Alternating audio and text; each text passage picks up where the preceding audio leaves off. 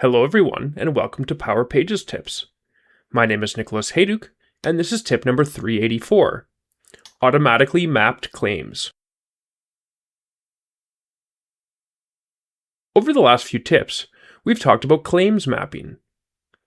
But perhaps you've noticed information from your identity provider appearing on contact rows in Dataverse without you having set up any mappings.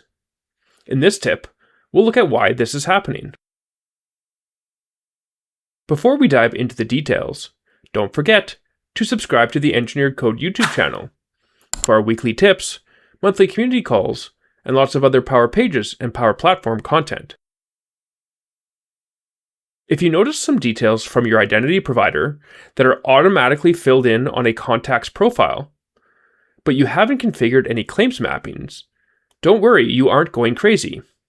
There are 3 claims that are mapped by default without you doing anything. The 3 claims are first name, last name, and email. So if you only care about these 3 claims, you don't need to configure the claims mappings settings. It is important to note that these default mappings only occur during the contact creation process, and not during subsequent logins.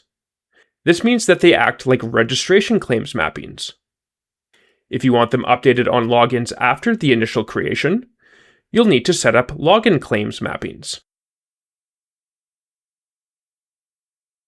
Thanks for watching, and I hope you found the Power Pages tip number 384 on automatically mapped claims useful.